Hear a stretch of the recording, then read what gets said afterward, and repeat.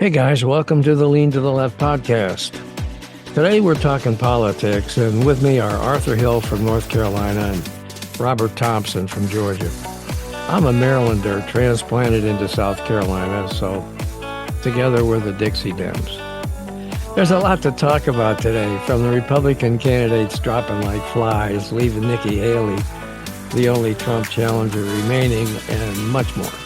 There was a cross burning in South Carolina, raising the ugly specter of days gone by, and sex getting in the way in both Georgia and Florida. So stay with us.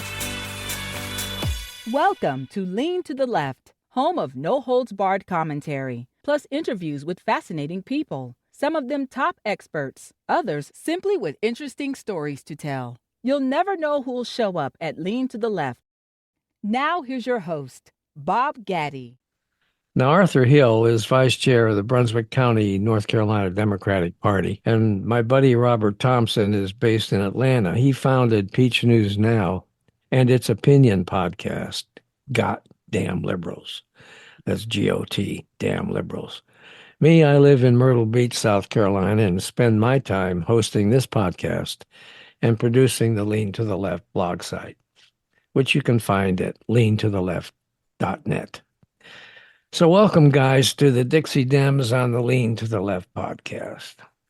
First, let's talk about Donald Trump's running roughshod over the remaining Republican presidential challengers, with DeSantis and Chris Christie both dropping out, leaving only Nikki Haley as the remaining obstacle to his taking the GOP nomination. Now, he beat Haley in New Hampshire, but not by as much as he had predicted. He had a margin of around 8%, and he was bragging that he'd knock her off by about 30%.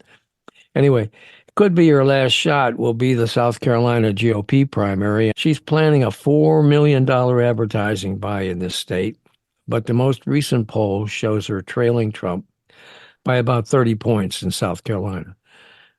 Do you guys think she's got a prayer? What do you think? Bob, you're there local in South Carolina. What are you seeing? Like, when you ride down the road, are you still seeing Trump signs and flags everywhere?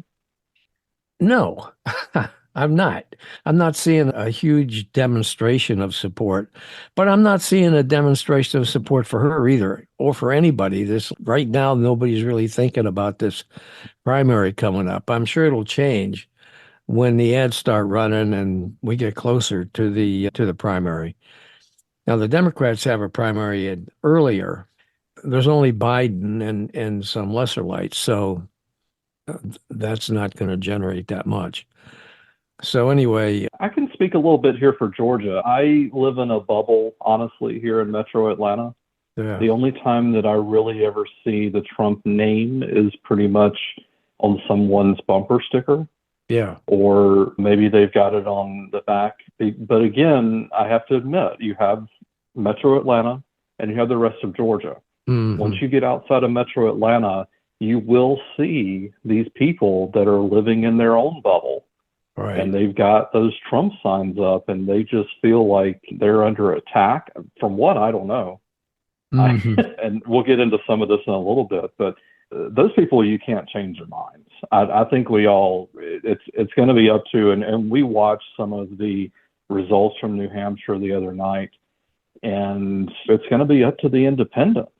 I remember someone who was up in New Hampshire was talking to someone up there who voted for Nikki Haley, and they said that if Trump was the nominee, they were just going to stay home.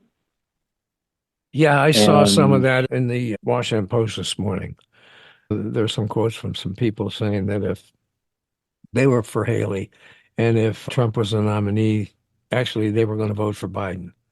There were a couple quotes like that in that story from the Post. Yeah, but I don't think we can count on that too much. I don't think so either. There's probably a small percentage of folks who will do that, and there's probably a equally small percentage of folks who are Republicans who will stay home on election day. But you can't count on that.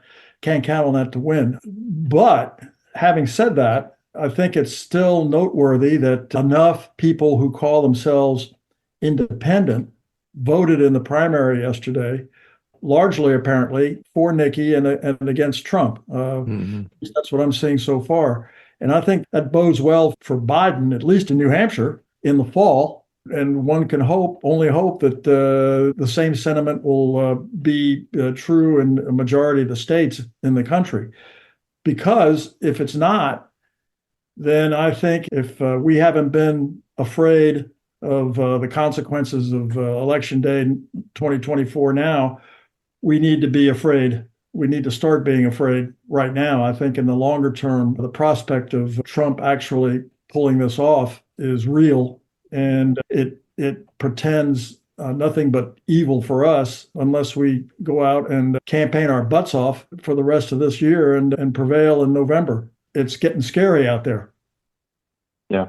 The other thing I want to point to, and we've seen it in the past here in Georgia with our governor, our gubernatorial election, is some folks going into the ballot booth and they get further down beyond the presidential election, beyond the governor's election, and they start getting either just ADD or they just are beyond the name recognition and they just stop voting.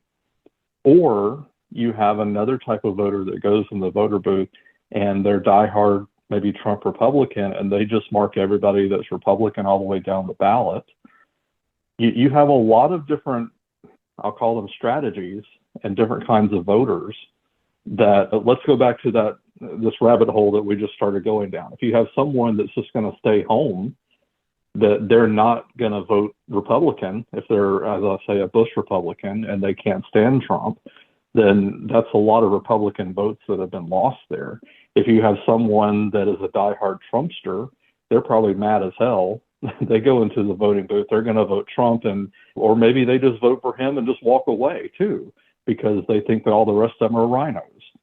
You've got so many different strategies, and you never know what these people are thinking when they go in that voter booth. And I'm not trying to overthink it, but it's literally going to come down to, again, a bunch of swing states, as it did the last time in the last several elections, and every vote is going to end up counting. And these independent voters and trying to get into some of these people's heads, it's every vote's going to count. Yeah, and I Georgia's agree with going to be that. at play. I agree with that 100. But don't you think there's the old saying, many a slip between a cup and a lip? And the many a slip that might be coming up are all these court cases against Trump. Now, if this guy gets convicted of on criminal charges, I don't care that he is trying to frame that as being treated like shit for political reasons. I don't care. The fact of the matter is he's going to be a convicted criminal. And I just don't believe that this country will elect a convicted criminal to be their frickin' president. Yeah. Let's look at history. First time he did not get elected on the popular vote. He got elected by the Electoral College. The second time he lost when all that other crap came out. And this time around, there's even more crap that has come out.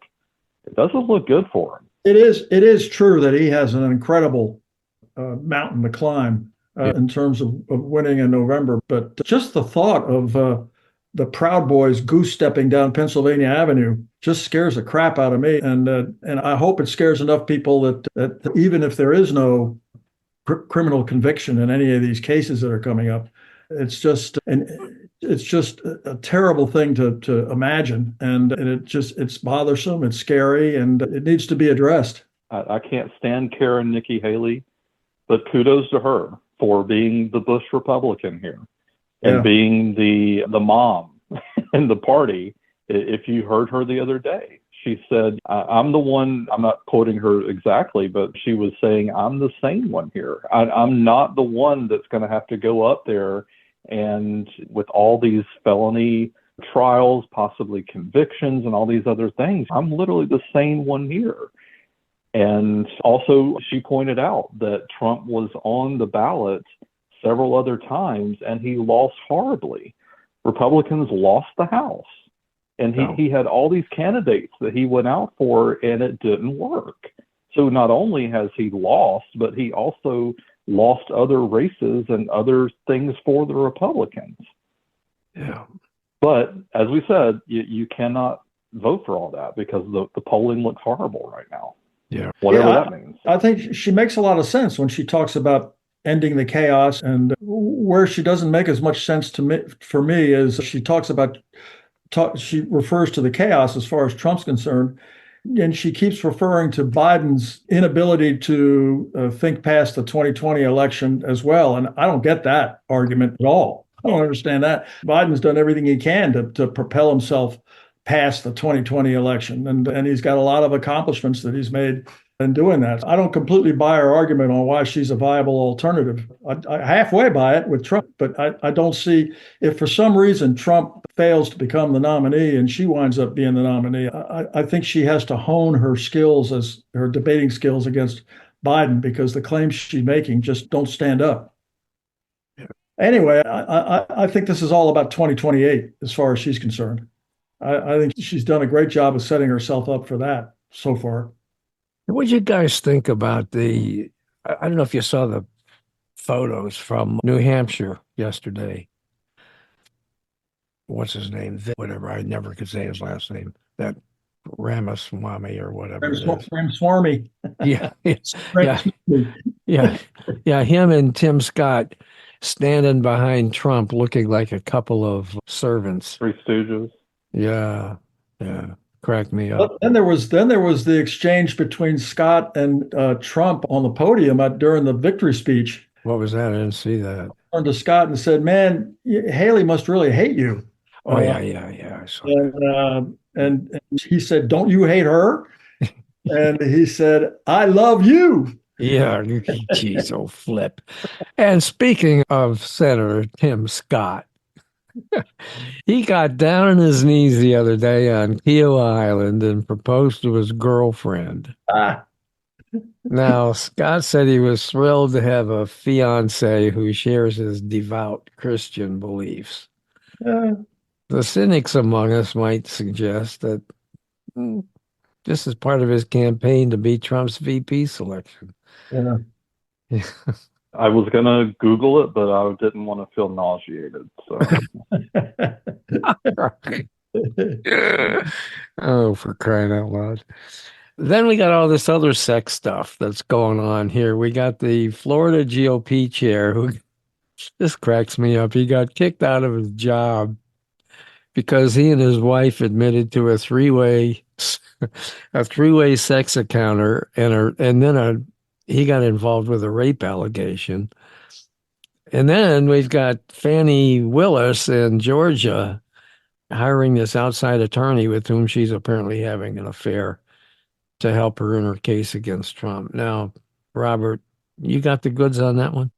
No, because I'm not Trump's fixer. So you might remember that this was Michael Cohen's job.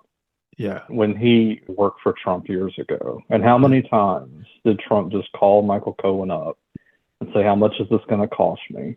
Let's remember Stormy Daniels, etc. Michael Cohen was tired of the bullshit. And now they're apparently, I don't remember the gentleman's name. It came up in the episode. And those of you here in Georgia that have access to it, and it's on YouTube, it's called The Georgia Gang every Sunday morning. And it's a really interesting show where they go down some of these rabbit holes. So from what I understand, the whole Trump's current fixer is the one that drummed all this BS up. And it's enough BS to where they got it in front of the right judge. And apparently they're going to go back and pull some stuff out of a divorce decree or whatever. But literally, it's the same old ammo. You've got Trump just trying to find a fixer just to shed any sort of doubt on anything that's going on. Good luck. And again, this backdrop that I keep putting up on every one of our episodes, it becomes more and more relevant every time. You've got Miss Willis back there for RICO statute, and how many deals has she already made? She wouldn't be making those deals if these folks were not guilty. I don't know. Do you feel like there's a chance she could get thrown out of the cases? Well, she gets dismissed. dismissed. If she gets thrown out, then somebody else is going to try. Yeah, that's right. It doesn't make a difference that the case is still valid. You already have plea deals that have already been signed off by a judge in this whole RICO case. So I don't understand this at all. If Robert, if you're right, if you're correct, and I have no reason to doubt your claim, why would they do it? In the end, they might have turned a few heads and they might have swayed some public opinion and so on, but justice still marches on here, doesn't it? It doesn't stop the case. I mean, Wow. let's say that she's removed as the Fulton County District Attorney. They're just going to put someone else in there. Yeah. It's not like they're just going to vacate the office for a year. No. And everything just comes to a screeching halt at the Fulton County DA's office, the busiest DA office in the whole state. Conceivably, though, this could delay this case for a long time, right? That it could. That's true. Yeah. It could. Quite possibly, but it still just adds that whole level of doubt. And again, I'll just reiterate that there have already been several plea deals in this whole RICO case where people have just like thrown their hands up. Yep, I'm guilty. What kind of deal can I make? And it has no bearing on the federal case, which includes a lot of the same charges. Yeah. So that 91 different charges Trump, I think, is up against. Yeah. Can you imagine waking up every morning and have 91 different charges that are weighing on you? That's a lot on an old man. I can't imagine going to sleep at night with 91 charges on my head. I couldn't either. I couldn't either. Remember one time when I was at a conference and my cell phone, I got a message on my cell phone that the IRS was after me. And I got scared. I was sitting right in the middle of this conference taking notes. I was working for my client and I'm going, what the fuck? And so I got up and went to the bathroom and I called the person and who said that I had to send in $3,000 that day or I was going to get arrested. And I mentioned it to one of my buddies and they said, "Oh, that's a scam. It's just been going on." Yeah, that's what I was thinking. Yeah, but it scared the living crap out of me. Now that was just one thing that wasn't even true with the IRS, and I was scared shitless. Yeah. Trump's got 91 charges against him. And federal, yeah. One of the things I've learned in my ever increasing lifespan is that you don't mess with a U.S. attorney. You don't mess with a U.S. attorney. You don't mess with the federal Justice Department. You just don't do that. And Trump's done it 91 times. And it's overwhelming. Not that I'm sorry for him, but it's just the thought of it is just overwhelming. And the fees he's got to pay, or actually his contributors are paying, the legal fees are daunting as well. It's just chaos.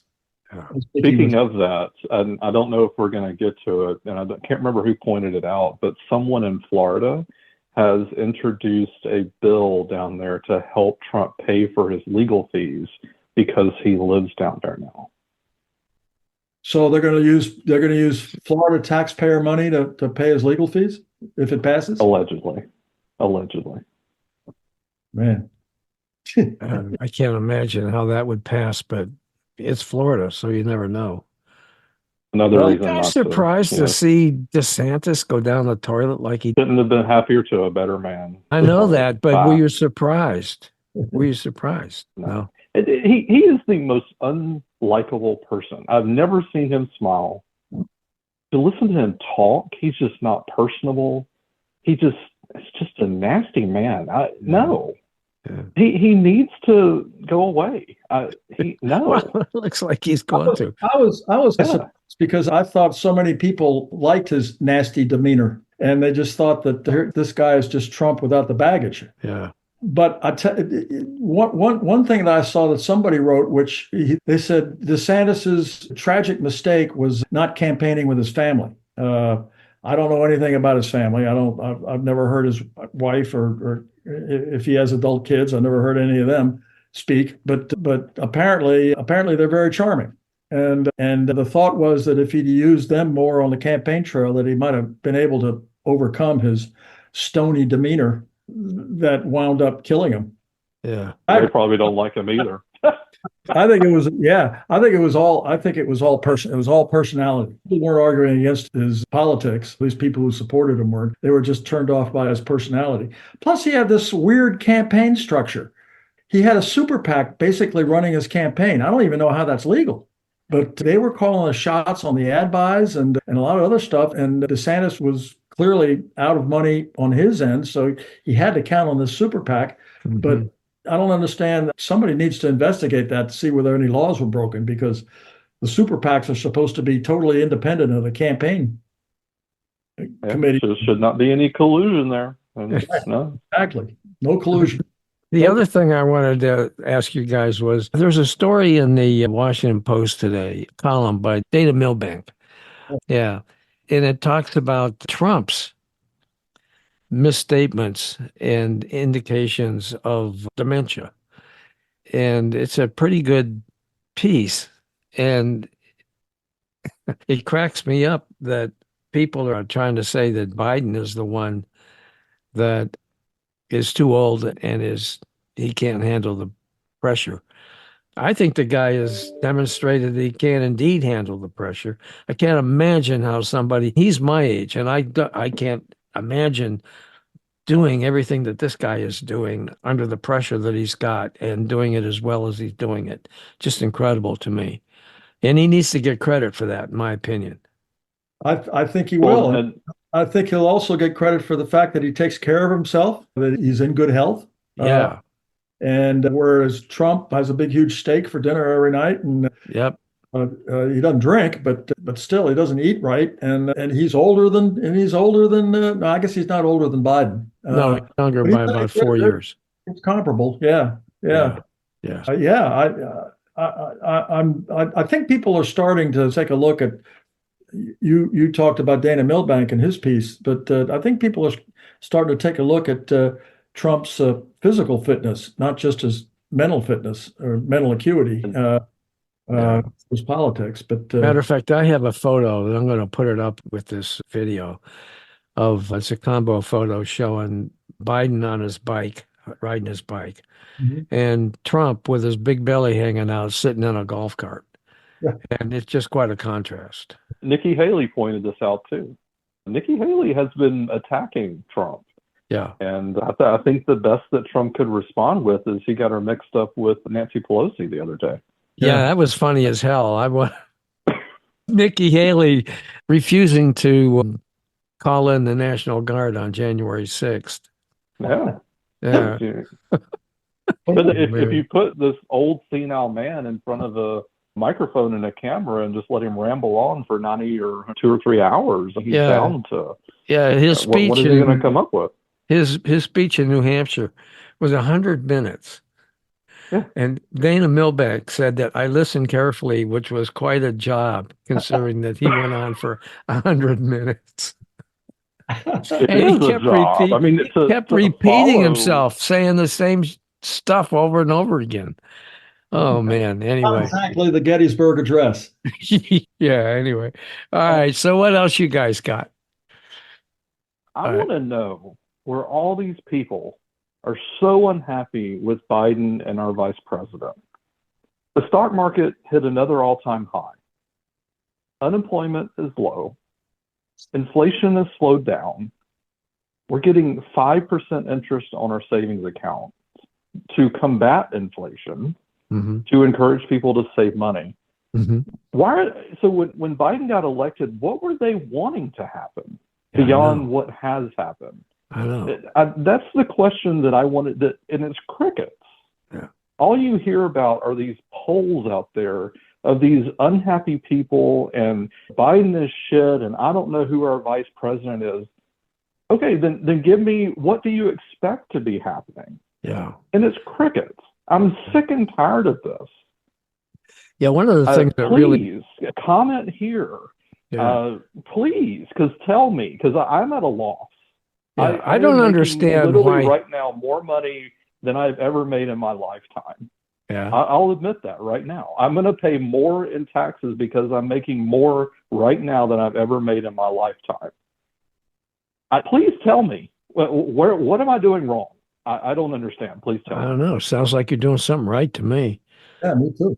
Yeah, congratulations on that. You two gentlemen are still retired. You're still, I assume, still able to live comfortably retired, right? Where are these people? And Yeah. and what kind of bubble are they living in, or what circumstances are they living in? Obamacare is another. I am on Obamacare right now. My mother is on Obamacare. My former coworker, he unfortunately got laid off. He is on Obamacare right now. The Republicans gave up with trying to disassemble Obamacare because it's working right now. And again, please tell me, what do people expect beyond what is going on? And that's really a message, especially going into these next couple of months, that we really need to echo. Headline today, Washington Post again. Obamacare enrollment hits record level as Trump vows repeal. Now, what the hell? Why Yeah, would, and replace it with what? with what? Death care? It's just, it makes no freaking sense at all. He's never No, had a proposal for a no, replacement. no, There never was one. no. And I just did a piece today about student loans. There was a piece that came across my desk that said that a lot of people with student loans who were expecting to get them forgiven are now refusing to pay since the pause has been lifted and they have to now pay. They're refusing, they're saying they're protesting, and they're trying to force the government into passing the Student Loan Forgiveness Act. The Supreme Court turned that down. And so after the Supreme Court turned it down, now Biden's been working his butt off to find other ways to help these people and came out with another one just yesterday, I think it was, where a certain group of people, mostly nurses and teachers and people like that, can have their student loans forgiven under a certain set of circumstances. He's trying every way he can administratively. And yet I keep reading that group of people 45 and younger, and a lot of African Americans are upset with Biden because he hasn't been able to completely wipe out student loans. Come on, man. Yeah. Yeah, maybe we need to just do another civics class back from high school, because the man can only do so much.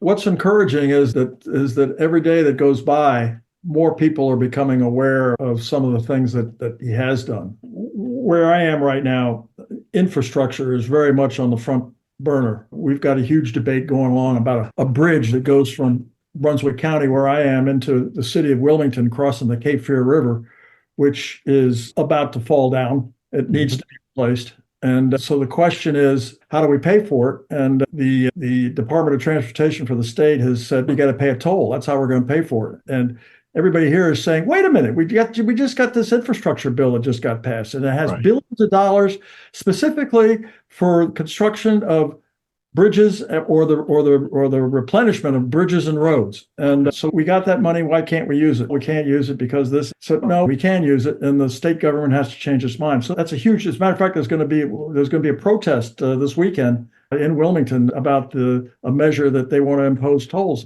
State wants to impose tolls on residents down here who cross the bridge every day. So infrastructure. The more you hear about debates like that, the more what Biden has done with infrastructure, making billions of dollars available if we choose to use them, is going to become a better deal. And I think the IRA, that act, has just an incredible amount of benefits for everybody that nobody seems to be aware of yet. And the word needs to get out about that. Climate change. There needs to be more said about what's going on in climate change. I see John Kerry is now he's going to retire as the ambassador for climate change, but that doesn't mean that the move toward clean energy isn't going to move forward. It's moving forward very rapidly, and there's jobs associated with that. And I think more and more people we've got a couple of battery plants that are being built in North Carolina right now. Things are going on, and every day that goes by, I think, is going to help make a difference in people's perceptions of what's been going on for the last 3.5 years. I hope you're right. And just to tag on to that climate stuff, Exxon this week is suing their own shareholders. Yeah, what's that about? There's a group there, and I'll go ahead and admit I do own some Exxon stock. It's not sizable compared to what these other people are, but there's a group of investors at Exxon that want Exxon to just do some things to help the climate thing. And Exxon is saying it doesn't make financial sense. We're going to sue you. But these are owners of Exxon. Hmm. And is it clean energy, climate change stuff? Is that what these? I would assume. Yeah, yeah. Really? You're going to big Exxon making all this money. Exxon has paid a dividend forever. Yep. They're not going to stop making money. Nope. But yet they're going to go out and pay all these lawyers to sue their own shareholders. Yeah. But the other thing, speaking of climate change and all that, of course, electric vehicles is a big part of what can be done to reduce greenhouse gases, which contribute to climate change. And what did Trump say the other day? He said that electric vehicles couldn't go far and that they were useless, and that Biden was wasting his time and wanting to spend billions of dollars on cars that just don't go far. And he made that statement several times in the same speech. Somebody ought to tell him that Louis DeJoy, who was a Trump appointee as the head of the Postal Service, has just overseen the largest purchase of electric vehicles in the world. You know what? That's really good news. I did a podcast interview the other day with a woman who is an executive for a company that is called Move EV, that advocates for electric vehicles and has come up with some ways where companies can actually pay their employees, reimburse their employees when they charge their company the electric vehicles at home overnight. They can pay the employee with a system that they've set up. And I think that's really good. And she also pointed out that it improves health. Kids are suffering from asthma and respiratory diseases, not just kids, but kids are by the thousands in urban areas that have a lot of outdoor pollution caused by vehicles. Mm-hmm. And the more that, and there have been demonstrations from Norway and California that show that when the use of electric vehicles is increased, it reduces the amount of hospital visits for people with respiratory illnesses. That's important. That's really important. Mm-hmm. And the guy he does not understand the facts on that subject. That's just clear. Mm-hmm. Anyway, and bringing two or three of those home here too. Just this week, one I think it was in Northwest Atlanta. There's a large now fleet postal vehicles that are electric. They were just launched, and they had the press conference over there. What I'm not going to like though about an electric postal vehicle is I'm not going to know when the postman has actually stopped by because it's going to be quiet. You won't be able to hear him. I'll actually have to go out there a couple of times and know if the postman actually came by. Oh, that'll be a shame. I do that all the time anyway. But a former employer, I will give you another example. It's a large airline based in Atlanta at their corporate headquarters.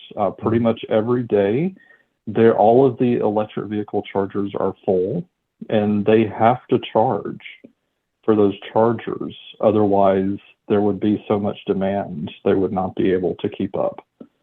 So just a point to ponder there. Yeah. All right. I wanted to talk about a few things going on down here in South Carolina, but before I do, you guys have anything that you'd like to add that we haven't discussed?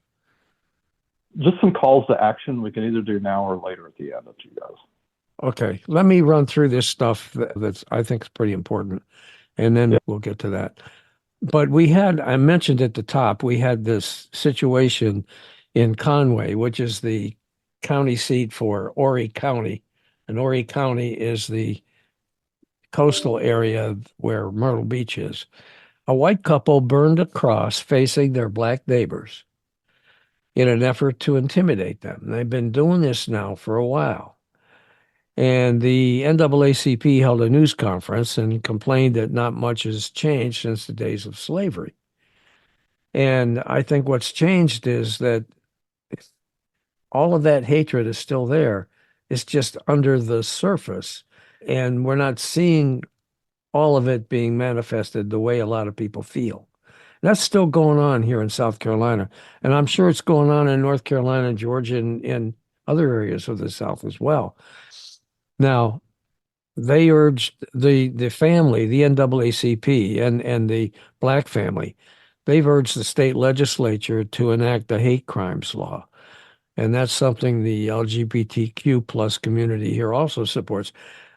South Carolina is one of the very few states that don't have a hate crime law. I think there's only maybe three others. And that's just incredible to me. But we did. We had a cross burning. I can't believe we actually had a cross burning here. And I've been trying to get the head of the NAACP to come on my podcast, but so far no luck. We had Biden giving a campaign speech at Mother Emanuel AME Church in Charleston. That's where in 2015, 9 black parishioners were murdered by a white stranger who they had invited to their Bible study. I did not know that. I read that just the other day, that the guy that murdered all those people, he had been invited to come to their Bible study by those people that he gunned down. Anyway, Biden said of that, the word of God was pierced by bullets of hate, of rage, propelled not just by gunpowder, but by poison, a poison that has for too long haunted this nation. Now, also in South Carolina, the state Democratic Party and the DNC have launched a statewide get out the vote effort to boost voter turnout ahead of its first in the nation presidential primary on February 3rd. Seems a bit difficult, though, with Biden's only challenges coming from candidates nobody ever heard of. So I don't know how much traction that primary is going to get. But in the meantime, First Lady Jill Biden will headline an Educators for Biden Harris event Friday in South Carolina. A longtime educator, she once said, teaching isn't just what I do, it's who I am. That should attract some attention down here, and I'm hoping that it does. Earlier this month, second gentleman Doug Emhoff campaigned in South Carolina, firing up voters at Old Grace AME Church and small businesses in Beaufort County and Charleston. Emhoff is Jewish, and he met with Jewish community leaders, discussed their experience in recent hate crime ordinances in what's called the Low Country. Then we had the 22-year-old South Carolina Republican, this cracks me up, 22-year-old political director for the state Republicans, 22. Her name is Graylee Estep. She and her mother, Michelle Stalvey Estep, have been charged with third-degree assault and battery for their alleged assault on another person. That assault took place at Stalvey's Watering Hole in Conway, which is owned by Graylee Estep's family. So, as you can see, we have really classy Republicans here in South Carolina. And then finally, this is just the coup de grace, I think. Today, the state Senate is supposed to vote on a bill that would allow people to carry a gun, open or concealed, without a license. And if there are no amendments, that bill will go to Governor Henry McMaster for his signature. And that's exactly what we need in South Carolina, is people running around with a bunch of guns strapped to their hip. Which I think we already have here in Georgia. Yeah. So well, we have it here too. No longer. Yeah. We have it here too, but they just need a license. But if this passes, they won't even need a license. See, you can just go get a gun and carry it around and fire it off if you want to. Incredible. So anyway, that's my shtick. What do you guys got? Anything more? So it's just 2 calls to action. I do have more ducks that we probably should pull out, and okay, because it's getting up to the election season, so I'll pull those out and see what we can do. The other idea, I don't know if we've talked about before. Have you guys heard of MoveOn.org? Yeah, of course. And they partnered with the Ben and Jerry guys a year or 2 ago and sold a rubber stamp that you can stamp money. Now, this particular one is to stamp money out of politics, which I would agree is a good thing. But now that we're in election season, we can do another message on a rubber stamp. And every dollar bill that comes in and out of your wallet is stamped those. It is legal. Some people think that this is illegal, but I've actually had attorneys make an opinion that this is legal for political purposes to mark money. And it's very cheap and can be effective. If it's something we want to organize out of here, or if anybody is interested, I do need to, we're back in an important election season, get back on the action plan for that again this year. So those are my two calls. Oh, and one more, the Rural Organizing PAC. They call themselves Rural Roots. It's ROP.org. Rural Organizing Projects. A little bit late by the time this goes live. They have a call today, 7 p.m. Eastern. But they are doing some great work around the country in rural areas, organizing people in neighborhoods, trying to find out where your area progressive neighbors are, getting signs in those progressive neighbors' yards. And I heard about them on a radio show a couple of months back, and they're a really good group to follow, especially if you're in a rural area, not in this blue bubble that I live here in Atlanta. So, Okay. All right.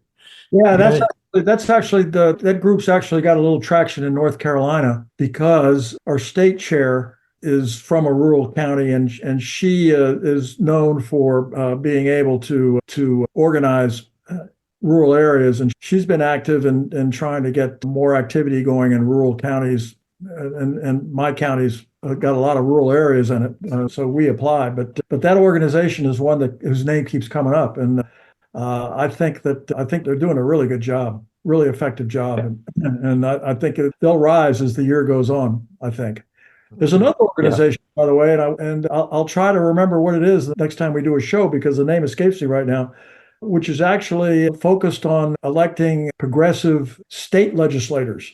And what they will do is they will give you money to hire staff if you're a candidate. That's something that hasn't happened before. That's a new organization that's coming up, and on the progressive side, on the Democratic side. Interesting stuff going on in the campaign. Yeah, that's very interesting, for sure.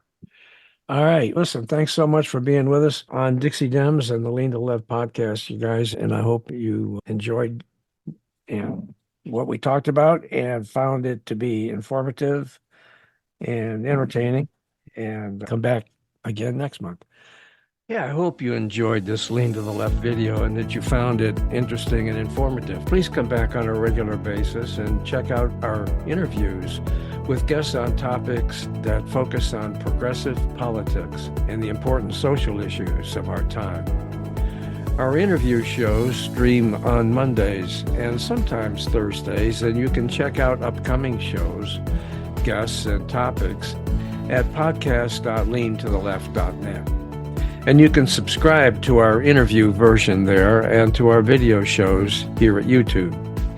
And follow us on social media, Twitter at LeanToTheLeft1, Instagram at LeanToTheLeft1, TikTok at LeanToTheLeft, and LinkedIn at Bob Gaddy. Now, I hope you'll support Lean to the Left too, so we can keep things going. Just click on the Donate tab at the top of the LeanToTheLeft.net homepage and contribute by buying me a cup of coffee. That'll really help and would be much, much appreciated. Now, this is Bob Gaddy signing off for Lean to the Left. Thanks for sharing your time with us.